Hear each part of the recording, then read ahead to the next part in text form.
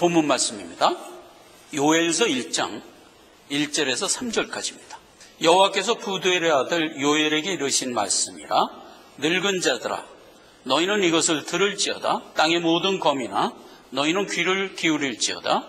너희의 날에나 너희의 열조의 날에 이런 일이 있었느냐? 너희는 이 일을 너희 자녀에게 구하고 너희 자녀는 자기 자녀에게 구하고 그 자녀는 후시대에 구할지니라. 아멘. 요엘서 서론. 우리가 이제 호세아 선지자의 말씀을 마치고 요엘서로 들어왔는데 오늘은 요엘서의 서론 부분을 살펴보겠습니다. 지금 요엘 그러면 그 이름 자체가 여호와 하나님이라는 말의 합성어예요. 여호와 엘 하나님. 이 요엘 선지자는 어느 지파에 속한 사람이라는 그 신분에 대한 얘기가 없어요. 전혀 없어요. 그냥 하나 딱 있는 게 부두엘의 아들이다 하는 요거 하나밖에 없어요. 근데 부두엘이 무슨 얘기냐면 하나님이 열어주신다 이런 뜻이거든요. 우리가 신앙생활을 하면서 은혜를 받는 게 뭐냐면 하나님이 깨닫게 해줘서 진리를 아는 거잖아요. 그러니까 이거는 믿음의 명문가의 자제라는 뜻이에요. 그래서 이제 요엘은 아무런 정보는 없는데 한 가지 분명한 건 아주 좋은 믿음의 명문가의 자손이었다 하는 것만 이제 아는 겁니다. 소선지자 12명에다가 대선지자 4명, 엘리야, 엘리사는 빼고 말하는 겁니다. 그렇게 해서 16명의 선지자 중에서 요엘이 제일 먼저 부름을 받았어요. 그래서 우리가 살펴본 호세아 선지자보다 거의 100년 전 사람이에요. 선지의 내용은 이제 다음 시간서부터 우리가 살펴볼 거지만 요엘 선지자가 선지하던 그 시기의 시대적 상황과 영적 상황이 어땠는가 하는 거를 오늘 서론적으로 먼저 살펴봐야 됩니다. 그래야 이제 요엘이 이러한 상황 가운데 우리가 무슨 하나님의 말씀을 따라가야 되느냐 하는 것을 이제 선지한 거기 때문에 요엘은 유다 지역에서 선지를 한 사람이에요. 소선지자가 대부분 이스라엘 지역에서 선지를 했거든요. 그 당시에 이스라엘과 유다의 시대적 상황이 어땠는가를 잠깐 개괄적으로 좀 살펴보겠습니다. 먼저 이스라엘 지역부터 살펴보면 아합 시절서부터 이어지는 시대적 상황이 영적으로 불신의 시대로 막 치달아요. 그런데 한편 유다는 여호사밧 왕 그 시기의 얘기입니다. 자, 아합부터 보면 아합이 아하시아를 낳고 여호람을 낳죠. 그랬는데 몹시 불신의 삶을 살았거든요. 하나님이 참다 못해서 엘리야 선지자로 부르죠. 그래갖고 아합의 가족을 진멸하겠다 선언을 하죠. 아합의 가문을 진멸하는 내용부터 좀 들어가 봅시다. 먼저 이제 엘리야를 부르죠. 엘리야는 이제 바알 선지자들하고 갈멜산 전투에서 승리를 하고 돌아오는데 이세벨이 엘리야한테 얘기합니다. 너 바알의 선지자를 다 죽였다며 이제 내가 너를 죽이리라 이래요. 그래서 이제 엘리야가 거기서 크게 실망을 합니다. 하나님의 능력 받아서 영적으로 이제 크게 이렇게 각성을 했는데 갑자기 세상적인 어떤 이슈가 나를 이렇게 치면은 실망을 한단 말이에요. 이게 엘리야도 그랬어요. 내가 바알 선지자 850명을 다 무찌르고 승리를 했으면 뭔가 이렇게 신앙이 탁 갱신될 거를 기대했는데 오히려 자기가 살해당할 위험에 쳤단 말이에요.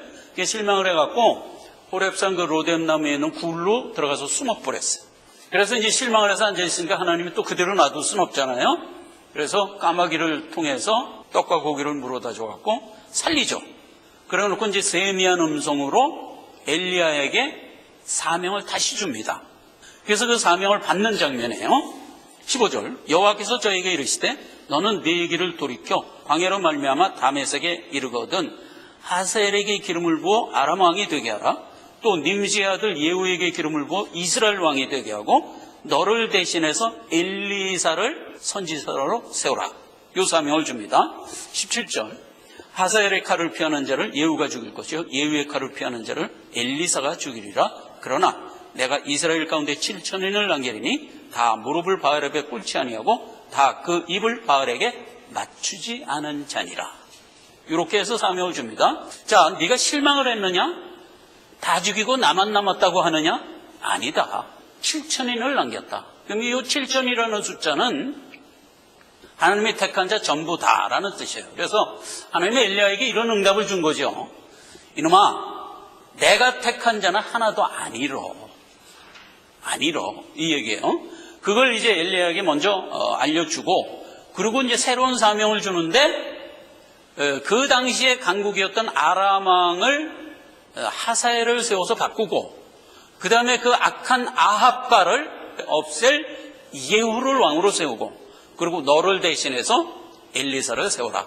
그래서 그 사명은 엘리야가 받았지만 이루기는 엘리사 시절에 가서 다 이루어져요. 신앙 상식으로도 알 필요가 있어요. 그리고 이 상황을 이해하는데 꼭 알아야 되니까. 자, 봅시다. 먼저 이제 엘리사를 세우는 장면이 나와요. 그래서 지금 여긴 왕상인데 왕하로 갑니다. 2장에 가면 9절부터 엘리사가 엘리야에게 그 영감을 나에게도 주소서 하고 요구하죠. 그랬더니 엘리야가 대답을 어떻게 하냐면, 내가 승천을 할 건데 승천하는 것을 보면 내 영감이 내게 가리라 이래요. 그래놓고 불수레를 타고 승천해버리죠. 11절에. 그러니까 엘리사가 그걸 봤단 말이에요. 그럼 어떻게 된 거예요? 엘리야 말대로 영감이 자기한테 온 거잖아요. 그래가지고 엘리야가 벗어놓고 간 옷을 집어서 강물을 치죠. 이리 치고 저리 치니까 물이 다 갈라져요. 그래서 그 갈라진 사이를 건너서 이제 사역자가 되는 겁니다. 물이 갈라졌다는 건 무슨 뜻이에요? 조금 전에 부두엘 그 뜻이에요. 하나님이 열어주신다. 그렇죠? 물은 말씀이니까 말씀을 열어주신다 이거예요. 그러니까 이게 오늘날 우리 신자들이 받은 은혜입니다. 지금 세상에 70억의 사람이 살고 있는데 하나님의 뜻을 하나도 모르고 또 살잖아요. 근데 우리는 알고 살잖아요. 우리가 아는 게 뭐죠? 이 땅이 다가 아니다. 영원세계가 있다. 너희는 영원세계에 부름받은 자들이다. 요거 알고 사는 사람들이에요. 이건 엄청난 차이입니다. 생명과 사망의 차이예요. 그렇죠? 이 엄청난 차이를 우리가 하나님이 열어주셔서 알고 살아가는 자들이에요. 일컬어 산자. 우리가 산자란 말이에요.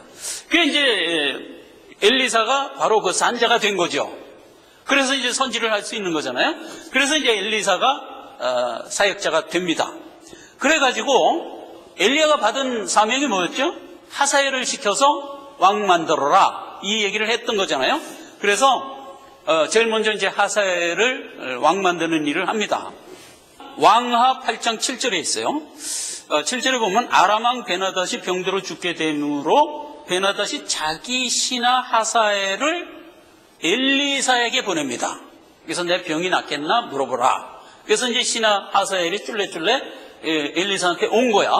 와갖고 이제 우리 왕이 병이 들었는데 낫겠나 물어보려던데요. 그러고 물어봤더니 엘리사가 대답을 병은 난다 이렇게 얘기해요. 병은 난다. 근데 죽으리라.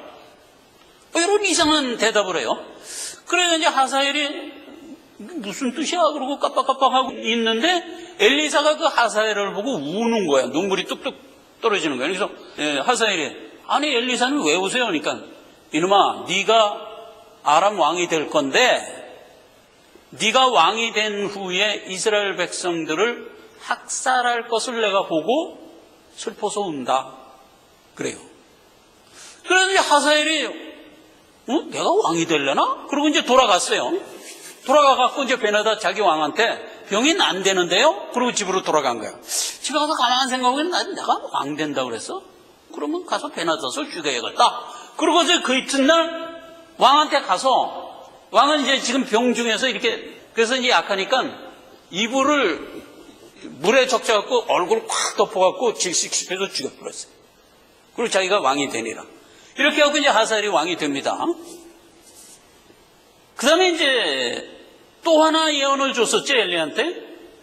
이스라엘의 아합가를 처분할 예후를 왕으로 세우라. 그래서 그 얘기는 왕하 9장 6절에 있습니다. 엘리사가 생도를 예후에게 보내 기름을 예후에게 붓고 도망하라. 이렇게 지시를 해요. 그래서 이제 이 생도가 기름병을 들고 예후한테 갑니다.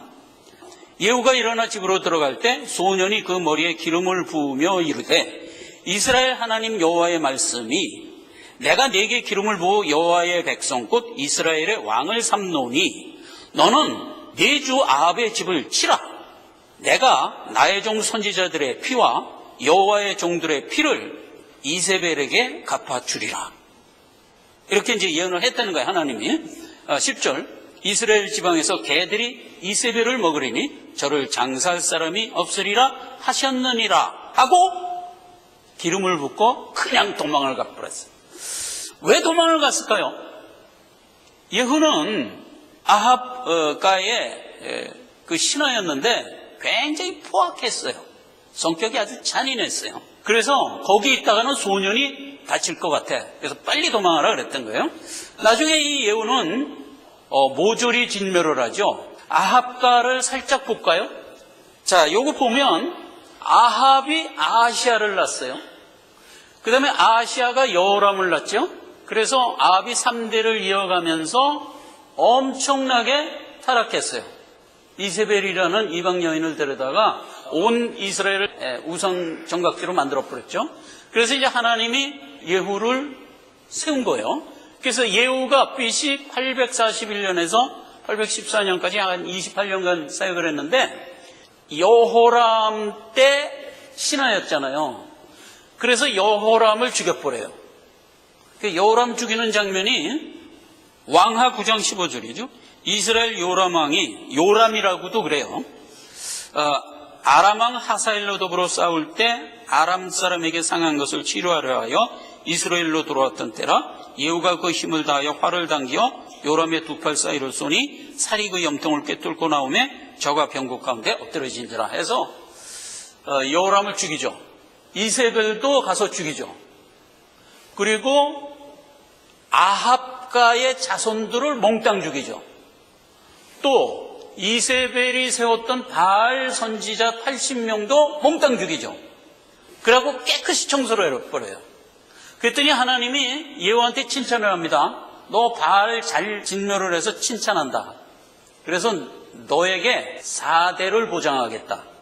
그래갖고 예후, 요아스, 여로보암 2세. 그래서 여로보암 2세 때 누가 나오죠? 호세아가 나온 거예요. 그래서 요 예후의 4대가 100년을 갑니다. 호세아 선지자와 지금 예후 때 나온 요엘 선지자가 100년 전 사람인 거예요. 자, 그렇게 해갖고 이제 예후는 이스라엘의 왕이 됩니다. 그런데 한편 유다에는 어떤 일이 있었냐? 아합 때부터 살펴본 유다와 여호사밧이 요때 인물이에요. 근데 여러분, 여호사밧은 지지난 시간에 우리 한번 살펴봤죠. 굉장히 신앙이 좋은 사람이에요. 그래서 암몬과 모압과 에돔 셋이서 침략해 온 거를 하나님한테 하나님 저것들 쳐들었는데요. 딱 구하죠.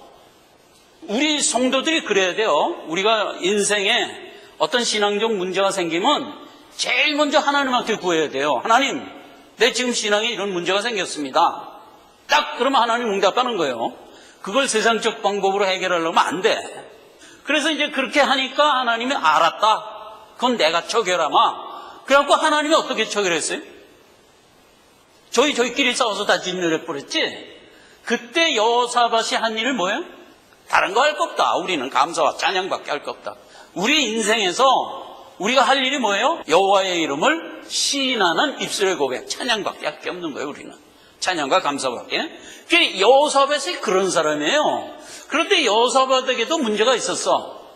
인생에서 놀기는 아합하고 놀았어. 신앙은 아주 좋았는데 놀기는 아합하고 놀았어요. 그래서 밤낮 아합한테 놀러 가서 아합하고 이제 교분을 하는 거예요. 그 바람에 아합의 딸 아달랴를 며느리로 드려요. 이런 실수를 해요. 자기 아들의 여호람의 이제 아내가 됐어요. 근데 여호람이 8년 치리하다가 죽었어. 그래갖고 아하시아가 왕이 됐는데 아하시아가 여호사밧하고 똑같았어. 밤낮 이스라엘 놀러 가는 거야. 인생에서 재밌는 건 이스라엘이 재밌는 거야. 언제나 그래서 이스라엘 놀러 가는 거야. 그 당시엔 여호람이었죠. 그때가 하필 예후가 와서 구테타 일으켰을 때란 말이에요.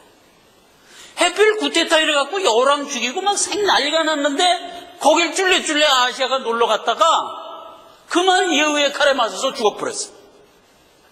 그래서 남의 풀무에 맞아서 죽은 거야. 그래갖고 뚝 죽어갖고 돌아왔네. 그랬는데 아하시아의 엄마가 누구예요? 이세벨의 딸 아달랴잖아. 아달랴가 지 아들이 뚝 죽어서 돌아오니까 아이 찬스다 그래갖고 지가 왕이 된 거야. 아하시아의 아기들이 몇 명 있었는데 사글이 다 죽인 거야. 근데 그때 아하시아의 누이 여세바가 고모야, 고모. 고모가 요아스 1살짜리 요아스를 몰래 숨겼어요. 그래갖고 궁중 깊이 숨겨갖고 6년을 키워요. 그래서 그 6년 동안에 아달랴가 유다의 왕이 됐을 때예요. 요때가 요엘 선지자가 나왔을 때예요. 자, 그래서 보세요. 이건 굉장히 영적으로 중요해요. 아달랴가 유다의 왕이 될 수 있냐 하는 문제예요. 없어요. 아까 우리 권사님 기도 때 하나님께서 우리에게 언약으로 이끄신다고 그랬잖아요. 맞아요. 하나님이 우리를 언약으로 이끌어요. 그 다윗 언약 때 유다에게 어떤 언약을 해주냐면 유다 내 씨로부터 왕통이 이어져서 그리스도까지 갈 거예요. 이렇게 언약을 해주거든요. 그러니까 유다는 계속 다윗의 자손으로 이어갖고 어디까지 가요? 마리아의 남편 요셉까지 가는 거잖아요. 그래서 그리스도가 나오도록 이렇게 돼 있는데, 아니 아달랴는 누구냐 말이에요. 아달랴는 이방 여인 이세벨의 딸이잖아요. 이런 엉뚱한 게 껴들을 수가 있는 문제예요? 없죠. 그건 절대로 있을 수가 없는 게 뜩 된 거예요. 이스라엘은 완전히 틀려요. 이스라엘은 왕통이 9번 구테타가 일어났다고 그랬죠.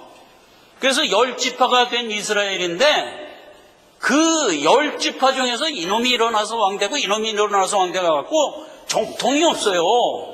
벌써 여기도 봐요. 아합이 죽고 예후라는 다른 지파가 왕이 되잖아요. 그러면 예후도 4대 지나고 나서 또 살룸한테 또 죽어요. 그래갖고 9번 구테타가 일어나거든요. 그래서 이스라엘은 적통이 없어요. 근데 유다는 아니에요. 하나님이 언약을 딱 해갖고 다윗의 씨로부터 예수까지 가도록 돼 있는데 뜻 아달랴가 끼어드는 거예요.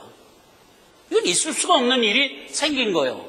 그래갖고 요 당시에 대제사장이 100살이 좀 넘은 그런 대제사장이 하나 있었어요. 그 이제 죽으려고 이제 준비를 하고 있는데 아달랴가 또 왕이 돼 있거든. 아, 이 죽으면 안 되겠다. 그래갖고 그 여호다 늙은 사람이 일어나갖고 아달랴를 죽여버렸어. 우리가 이래야 돼. 우리의 신앙 결계가 이래야 돼. 여호야다 같아야 돼. 그래 아달랴를 죽여갖고 요아스가 그때는 이제 7살이 됐잖아요. 1살 때 숨겼으니까 그래서 7살이 된 요아스를 왕으로 즉위시키죠. 그리고 여호야다가 130살이 될 때까지 신앙 갱신을 합니다. 왜냐하면 이놈의 아달랴가 6년간 치료를 하면서 유다를 완전히 또 바알의 정각지로 만들어 버렸어요. 온통 이제 오염이 되어 있는 거를 여호야다가 한 30년을 더 살면서 그 유다를 깨끗이 청소를 하죠. 그 사이에 이제 요아스는 컸을 거 아니에요? 7살짜리가 이제 커서 이제 왕이 커 있는 거예요. 그리고 이제 아달랴가 내가 이제 깨끗이 청소했으니까 요아스 당신 왕이 잘 좀 치리하시오. 그리고 이제 난 간다. 그리고 죽었어. 그러면 잘해야 될 거 아니에요, 요아스가. 그런데 여러분 요아스가 저는 분들에게 맨날 속정을 해서 그냥 귀찮아 죽겠는데 죽었는데 잘 됐다. 이젠 내 마음대로 하리라. 하고서는 또 불신으로 갚으는 거야. 그래서 그 장면 한번 읽어볼까요? 그건 중요하니까 좀 읽어봅시다. 역대하 24장 15절입니다. 여호야다가 나이 많아 늙어서 죽으니 죽을 때 130세라. 요아스가 18절 그 열족 하나님의 여호와의 전을 버리고 아세라 목상과 우상을 섬긴 고로 이 죄로 인하여 진노가 유다와 예루살렘에 임하니라. 21절 이에 여호야다의 아들 제사장이 스가랴라는 사람이 있었어요. 이 스가랴가 요아스를 책망했어요. 왕님, 그러면 쓰겠어요? 우리 선조가 이렇게 나라를 잘 깨끗이 갱신을 했는데 죽자마자 이렇게 도로 돌아가면 돼요?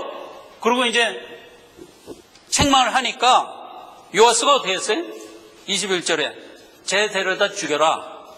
그래갖고 성전 앞에서, 성전 안뜰에서 돌로 쳐서 죽여버렸어요.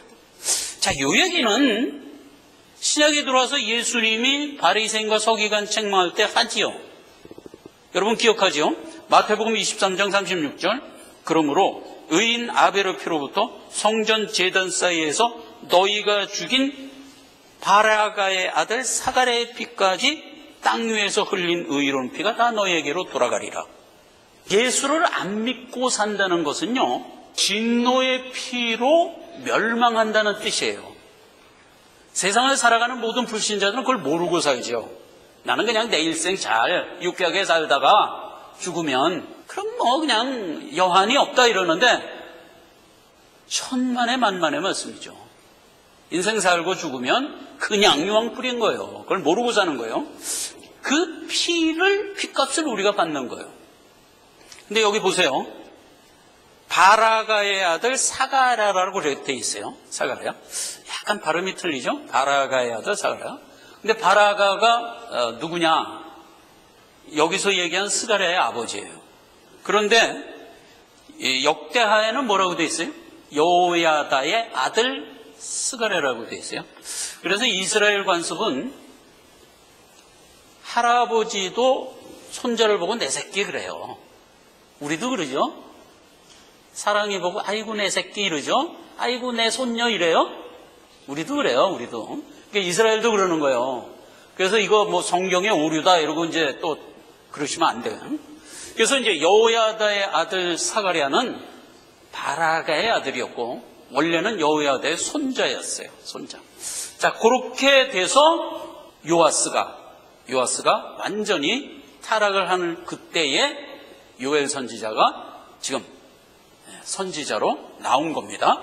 자, 여기서 이제 우리가 하나 살짝 챙길 게 하나 있어요. 뭐냐면 저 왕통 이름을 좀 보세요. 아합, 아하시아, 여호람. 그리고 예후가 나와서 사글이 다 죽이고 예후의 아들도 여호와스, 요아스, 여로밤, 이세 이렇게 나가죠. 그럼 이 이름을 보세요. 아하시아, 여호람, 요아스. 근데 유다 때도 봐요. 요사밧, 여호람, 아하시아, 그 다음에 아달라가 나와서 분탕질하고 요아스가 나오고 그 다음에 아마시아, 우시아 이렇게 이어지거든요. 그럼 이 이름이 지금 같죠? 아하시아, 여호람. 유다 때는 여호람, 아하시아 같은 시대야. 같은 시대인데 이렇게 이름이 같아요. 그래서 성경 읽으면서 헷갈리면 안 돼. 근데 이런 거 착착 구분하면서 들어야 돼요. 여기서도 마찬가지예요. 요아스. 여기서도 요아스라니까. 7살 때 왕 된 사람이 요아스예요. 근데 요것뿐이 아니에요. 아까 하사엘을 세워서 베나닷 대신에 왕 만들어라 이랬죠? 그것도 그래. 그것도 조심해서 읽어야 돼, 우리가. 아니, 정신 좀 차리면 다 알아. 왕하 8장 7절에 보면 아람 왕이 베나닷인데 베나닷이 병들어서 신하 하사엘을 엘리사한테 보냈다 그랬죠? 그래서 이제 베나닷은 죽고 이제 하사엘이 왕이 됐다 이렇게만 알았단 말이야. 그런데 하사엘이 왕 된 다음에 하사엘 요놈이 지 아들 이름을 베나닷으로 또 줬어. 그래서 왕하 13장 3절에 보면 아람 왕 하사엘이 아들 베나닷과 함께 이스라엘을 학대하였더라 이렇게 나와요. 그러니까 성경을 좀 자세히 읽는 사람이 여기서 헷갈리는 거야. 뭐야 이거? 베나닷이 이때 죽었는데 뭐 하사엘의 아들 베나닷? 이건 또 무슨 소리야 이런다고. 근데 우리가 보통 성경을 이렇게까지 읽으면서 이게 뭐야 하고 의문을 갖는 사람은 그건 우수한 사람이에요. 그 다음에 이제 왕하 15장 20절에는 하사엘이 죽어요. 이제 늙으니까 죽을 거 아니에요? 그럼 거기에도 뭐라고 하냐면 하사엘 왕이 죽고 그 아들 베나닷이 왕이 되니라. 이건 당연한 얘기지. 지 아들 이름을 베나닷으로 했으니까. 헷갈리지 말라고 제가 일부러 이 얘기는 하는 겁니다. 이런 걸 막 발견할 수 있어야 돼. 곁길로 좀 갔는데. 자, 지금 제가 요엘이 나타난 때의 시대적 상황을 제가 이제 개괄적으로 말씀을 드린 거예요. 얼마나 암울해요. 신앙갱신을 해갖고 깨끗이 나라를 청소해놨더니 그냥 요아스가 나와서 그냥 나라를 그냥 몽땅 뒤엎어버린 거라. 그래 그때에 요아스가 나온 거예요. 요아스의 선지는 굉장히 독특해요. 여러분, 보통 선지자는 하나님으로부터 비전 및 환상을 받아요. 이제 예를 들면 문둥병을 팍 고치지, 그 문둥병 고친 게 화살표가 돼서 누구를 바라봐라? 예수 바라봐라. 이런 식이잖아요. 그러니까 선지자는 항상 어떤 비전을 보여요. 하늘을 쳐다봐라. 보니까 두루머리가 펄럭펄럭 날아가는 거야. 저게 뭔지 아냐? 하나님의 저주다. 이런 식으로 알려줘요. 그러니까 환상을 보고 어떤 독특한 장면을 보여줘요. 그리고 그 장면이 결국 이 뜻이다 하고 가보면 그게 예수예요. 언제나 그렇게 되는 거잖아요. 그게 선지자들이 보통 하는 일이에요. 자, 그런데 요엘은 하나도 비전을 받은 게 없어요. 환상 같은 거, 초월적인 이런 거 하나도 받은 게 없어요. 그럼 요엘은 뭐 갖고 선지했냐? 그냥 지금 있는 시대 상황을 보고 하나님을 보라 이거예요. 그렇게 선지한 거예요. 그런데 요엘처럼 선지를 한 사람이 누구냐? 신약에 와서 사도들과 세례 요한이에요. 사도들과 세례 요한이 바로 요엘 선지자처럼 사역을 한 사람들이에요. 이게 도대체 무슨 얘기냐? 이런 얘기예요. 세례 요한부터 봅시다. 그러면 요엘이 이런 개념으로 선지를 했구나 하는 걸 알 수가 있어요. 세례 요한 누가복음 3장 7절이에요. 독사의 자식들아, 누가 너희를 가르쳐 장차올 진노를 피하라 하더냐? 회개에 합당한 열매를 맞으라. 아니면 찍혀 불에 던지우리라. 독사의 자식들아 하는 건 뭐예요? 죄인들아. 이 소리예요. 죄인들아. 이스라엘식으로 얘기하면 독사의 자식들아가 아주 큰 욕이야. 우리 식으로 얘기하면 뭘까? 여러분, 선지자가 나와서 세상 사람 보고 야, 이 견자들아 이랬다는 얘기예요. 원래 그 정도의 개념을 갖고 사실상 얘기해야 돼요. 여기 보면 뭐라고 그랬어요? 다가올 진노를 피할 것으로 생각지 마라 이렇게 얘기해요. 너희가 다가올 진노에 대해서 모르고 있다 이런 뜻이에요. 불신자들이 다가올 진노 모르죠. 불과 좀 나이가 든 사람은 20년 안에 될 일이죠. 좀 나이가 좀 젊은 사람은 늦어도 50년 안에 될 일이죠. 그걸 모르고 사는 거예요. 자, 그래서 그런 안타까운 마음을 갖고 백성들한테 얘기한 겁니다. 그랬더니 백성들이 그럼 우리가 어떻게 하면 되냐? 그렇죠? 그렇게 질문하면 그건 복받은 거예요. 보통 택함받지 못한 사람은 뭐라 그래요? 늘 하는 얘기. 비가 올라나? 안 듣지. 안 듣지. 그런데 이제 우리가 그러면 어떻게 하면 되냐? 이렇게 얘기 벌써 했단 말이에요. 우선 백성들을 향하여 얘기합니다. 너희가 옷두벌 가졌냐? 너희가 음식 가졌냐? 옷 없고 음식 없는 자에게 나눠주라. 이래요. 인본주의식으로 해요. 무슨 얘기예요? 구제하며 살아라. 이 소리예요. 이렇게 받으면 안 돼요. 그거는 신신학을 하는 교회에서 가르치는 내용이에요. 구제하며 살아.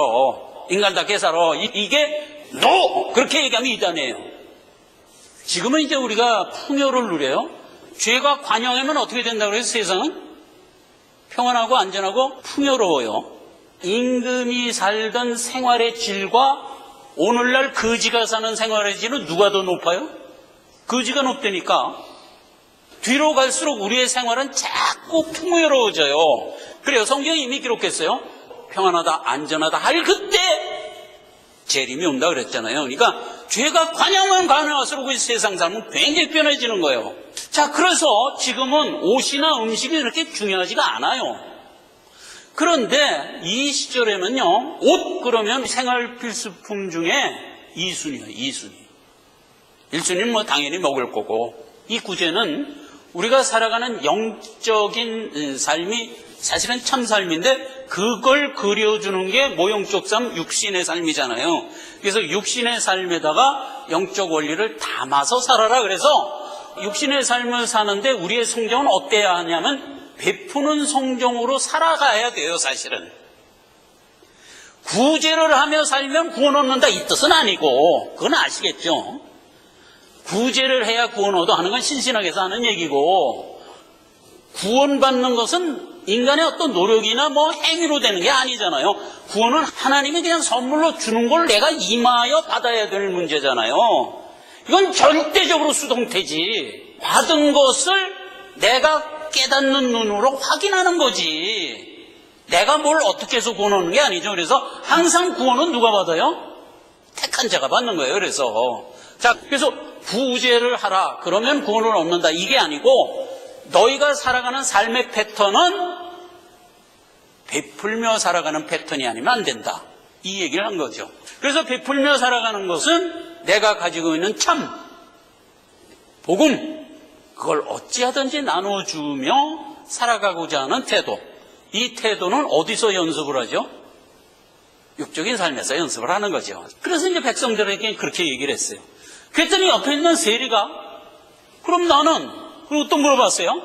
그랬더니 세리에게는 정한세 외에는 늑증치 말라, 이런 답을 줘요. 여러분, 주의 일을 맡은 청지기가 해야 할 일은 정한 것 외에 늑증치 말라 하는 거예요. 늑증이라는 말은 원어에 들어가 보면 영어 성경에도 있어요. 늑증이라는 말 자체가 없어요. 그냥 문장의 뜻으로 되어 있어요. 뭐냐면 정한 것 외에 더 나가지 말라 이렇게 되어 있어요. 노모화된 이그젝트예요. 행하라, 밭 앞서가지 말라 이런 뜻이에요. 그러면 이게 무슨 얘기냐면 우리는 우리의 행보를 내 자유로 가기보다는 성경이 인도하는 대로 따라가는 거예요. 그래서 성경이 오라 했는데도 안 가. 또 하나, 성경이 오라 그랬더니 성경을 앞서가 버려.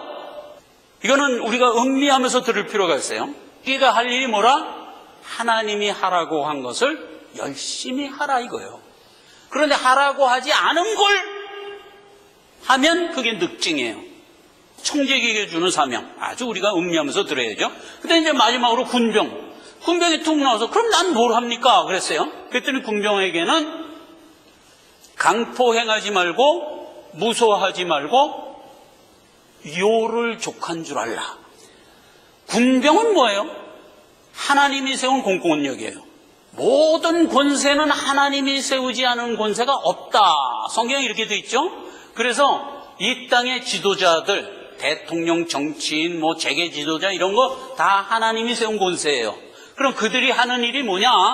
권선징악을 해야 되는 거예요. 그러니까 세상의 질서를 지켜주는 일을 해야 되는 거예요. 그 하나님이 쓰는 그냥 몽둥이고 도구지 그들을 그래서 구원했다는 뜻은 아니에요. 물론 그런 사람들 중에는 구원한 사람도 있지만 그래서 그를 구원했다 이런 뜻은 아닌 거예요. 그래서 이 공권력이 하는 일은 권선징악인데, 자 보세요. 권선징악이 해야 할 일은 강포하면 안 돼. 그렇죠. 폭력을 막 행사하면 안 돼. 그 다음에 무소하면 안 돼. 무소가 뭐냐면 무고예요. 죄가 있으면 벌하고 상 줄 일이 있으면 상 주라 이거잖아요. 그런데 그 반대로 나가. 죄가 있는데도 벌을 안 해. 죄가 없는데도 벌을 해. 이런 거. 그 다음에 상 줄 일이 없는데 상을 줘. 상 줄 일을 했는데도 상을 안 줘. 이런 게 무고란 말이에요. 그렇게 하지 말라 이거요. 그렇게 하지 말라. 그리고 마지막으로 받는 요를 족한 줄 알라. 이 얘기는 또 무슨 얘기냐면 공권력은 그 자체가 권력이에요. 그래서 영국이 지금 민주주의 발원지고 신앙국가였었잖아요. 옛날에 신앙국가로서 민주주의를 세웠는데 민주주의의 기본이 성경적이어야 돼. 뭐냐면 국가 공무원에게 봉급 주잖아요. 그럼 그 국가 공무원이 열심히 땀을 흘려서 막 국민을 위해서 봉사를 해. 그리고 이제 봉급 받는 거잖아요. 그런 구조란 말이에요. 그런데 여기서 독특한 공무원이 하나 있는데 그가 뭐냐면 공권력을 가진 경찰이에요. 그럼 경찰은 하라는 일 자체가 권력이야. 다른 공무원은 하라는 일 자체가 열심히 땀 흘리면서 일해야 될 일들이야. 그런데 경찰은 하는 일이 권력이야.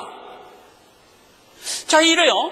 그래서 무슨 일을 하고 봉급을 받아요. 근데 보통 공무원은 열심히 힘들게 일을 하고 봉급을 받는데 경찰은 권력 받고 또 봉급도 받는 거야.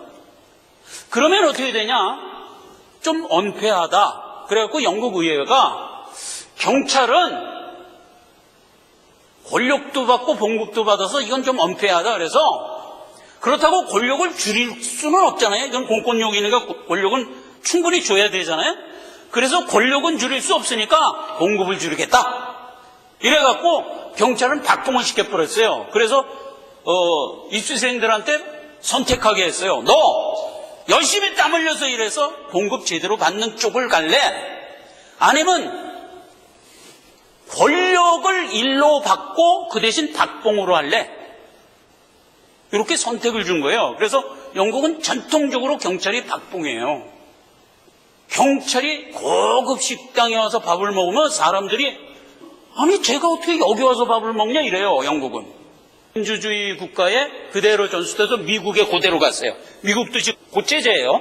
그런데 한국이 정부를 수립해갖고 제일 먼저 재헌헌법을 어느 헌법을 원형했죠? 미국 헌법을 원형했어요. 그래서 우리도 똑같아요. 그래서 우리나라도요 경찰이 직급이 낮아요.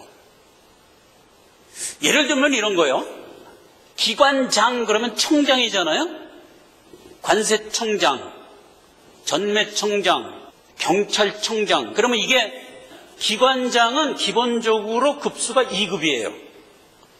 그러니까 농촌진흥청장 그러려면 2급이어야 청장이 되는 거예요.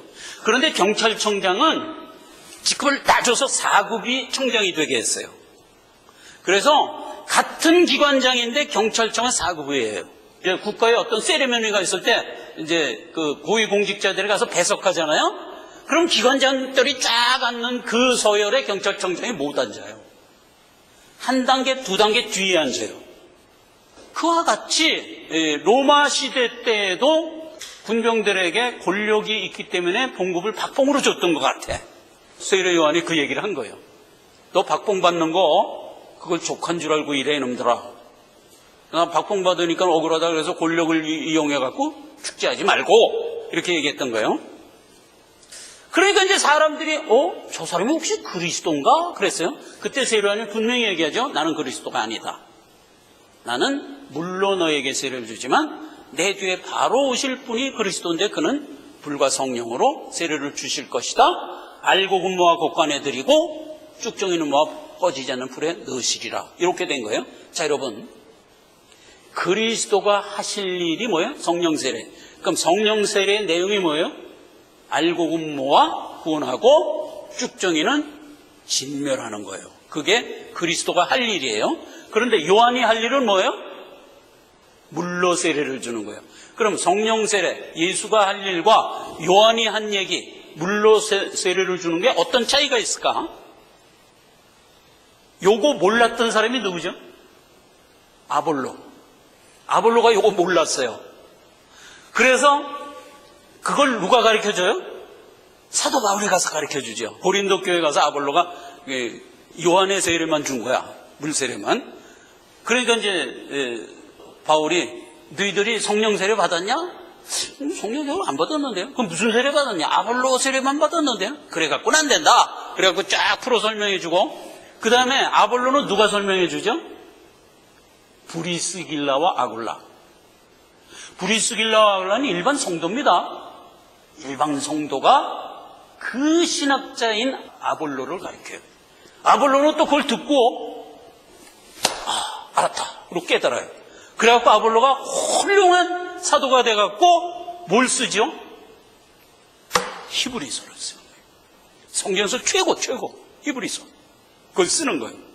그렇게 됐던 거예요. 그래서 물세례가 뭐냐 하는 거는 베드로 사도가 기가 막히게 정의를 했어. 그걸 읽어봅시다.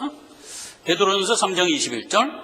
물은 예수 그리스도의 부활하심으로 말미암아 이제 너희를 구원하는 구원의 표니, 구원이 아니고 구원의 표니 곧 세례라.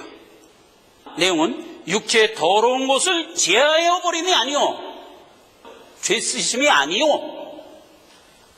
다만 선한 양심이 하나님을 향하여 돌아서는 것이니라, 이 말이에요.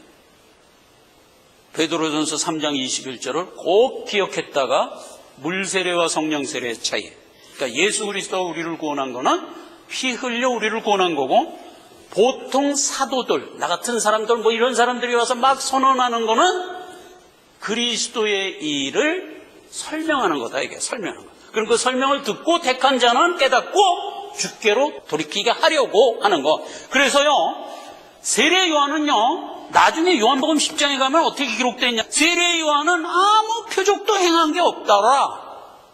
다만 세례 요한이 말한 그가 곧 그리스도였다, 이 말이에요. 참이었다, 이 말이에요. 그래서 어떻게 됐다? 많은 사람이 예수를 믿더라, 이렇게 된 거잖아요. 그렇죠? 그러니까 많은 사람을 예수 믿도록 이끈 자가 누구냐? 세례 요한이에요. 이와 같이 요엘이 선지를 했던 거예요. 그리스도를 바라보라, 그리스도를 바라보라, 이렇게 했던 거예요. 그러면 그리스도를 바라보라는 얘기를 보통 어떤 식으로 했나요? 많은 표적을 통해서 했죠. 중풍병을 낫게 하고, 소경을 눈뜨게 하고, 문둥이를 깨끗게 하고 하는 등등의 표적을 통해서 그리스도를 보게 했죠. 세례요한은 뭘 갖고 했죠? 그냥 그리스도 자체를 놓고 얘기를 했지. 보라, 세상 죄를 지고 간 하나님의 어린 양이로다, 이렇게 그리스도 자체를 보이면서 얘기를 했지. 그러니까 세례요한이 표적을 보일 필요가 있겠어요, 없겠어요? 없지. 그 자체를 놓고 얘기를 하니까. 이와 같이 요엘도 예수가 남긴 예수의 모습을 놓고 선지를 했다, 이 말이에요. 그럼 그게 뭐였을까? 예수가 남긴 손길이 뭐였을까? 그걸 다음 시간서부터 하나하나 찾아보자, 이 말이에요. 기도하겠습니다. 하나님 아버지 은혜를 감사합니다. 오늘 요엘 선지자로 들어왔습니다. 선지자 중에서는 제일 먼저 하나님이 불러주시고 우리에게 좋은 소식과 권고의 말을 남기고 있습니다. 우리가 마음을 바르게 하여 성심으로 그 말씀을 따라 은혜를 받게 하옵소서. 예수님의 이름으로 기도했습니다. 아멘.